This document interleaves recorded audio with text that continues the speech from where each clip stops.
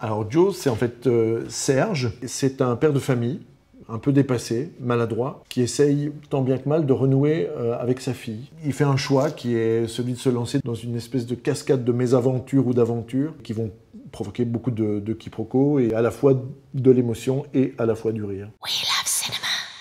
L'idée d'Yvan était de travailler sur une relation en petit cercle, en petit groupe, sur des choses essentielles. Et oui, effectivement, la famille est essentielle. On était en pleine période Covid, on a compris à quel point ça pouvait nous manquer. Et ça nous a porté, quelque part, pour exacerber ces relations familiales ou amicales, puisqu'on pouvait plus se voir. On a compris à quel point c'était important, oui, et à quel point parfois on pouvait faire des bêtises. On parlait de maladresse tout à l'heure, un personnage un peu maladroit, c'est un personnage qui se cherche, qui manque de confiance. J'en sais quelque chose, je suis Carolo, d'origine à moitié italienne, italo-belge, on ne sait pas trop à quoi on appartient. On est dans un milieu où on se choisit une amitié, où on veut appartenir à quelque chose parce que c'est nécessaire, parce qu'on est des animaux comme ça. Et ce personnage qui est plutôt seul, qui s'est choisi une amitié comme point de sociabilisation, ce restaurant dans lequel il chante pour donner un peu de plaisir aux gens, il fait partie des murs, il fait partie des décors, mais quelque part il s'en satisfait. C'est cette satisfaction qui est aussi parfois un frein à pouvoir sortir de ce carcan et à renouer avec des choses qui se passent de l'autre côté de la rue,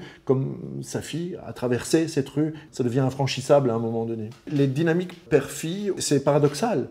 Puisqu'on a le besoin et l'envie de les voir partir et en même temps le désir de les garder encore un peu près de nous.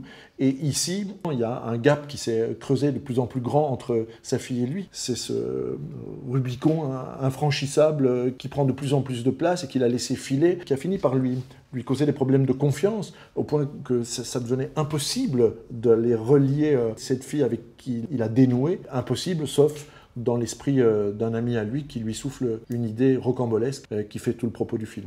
La gageure du film, et c'est ce qui lui en donne toute sa saveur, c'est ces alternances de scènes drôles, décalées. On aborde toutes les formes de comédie, aussi bien la comédie de mots que la comédie de situation. C'est cette alternance qui fait vraiment le sucre du film. Et en tant qu'interprète, c'est vachement intéressant à jouer parce qu'on tape sur des notes d'interprétation dont on sait pertinemment bien qu'elles seront prises, elles seront interprétées autrement par le spectateur qui, lui, a des éléments que les personnages n'ont pas au moment où ils vivent ces situations. La collaboration avec les gars était chouette parce qu'on était...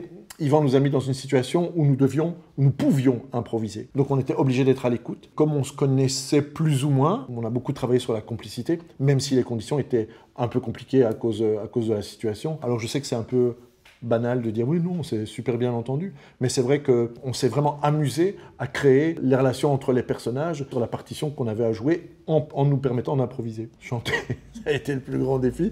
Je pense que cette chanson, heureusement, Yvan m'avait prévenu, le personnage ne doit pas bien chanter, c'est plutôt intéressant, c'était plutôt pas mal, c'était plutôt confiant. Mais David, qui est parfait, magnifique chanteur, magnifique interprète et musicien, m'a beaucoup aidé, mais chanter était vraiment un truc un peu compliqué. J'ai du mal avec Reggiani maintenant, que j'aime beaucoup et dont j'admire le talent, mais voilà, j'en ai beaucoup mangé. C'est pas si compliqué de se mettre à la place du spectateur parce que j'ai eu la chance à un moment donné de me mêler du scénario, donc on a vraiment aussi cette lumière-là en tête en permanence qui est où en est le spectateur, quels sont les éléments dont il a besoin à ce moment-là pour provoquer justement cette succession d'émotions et de rires, parce que ça reste une comédie, c'est quelque chose qui ne plombe pas, ça reste très léger. J'aime ces comédies sociales, tout est là pour faire un drame larmoyant et en fait on reste au-dessus, pétillant, amusé et j'espère amusant tout au long du film. C'est j'espère ce que les spectateurs vont ressentir, c'est cette tendresse, c'est un film qui fait du bien, c'est un film qui fait sourire et rire et qui émeut. Donc je pense que c'était ça la gageure et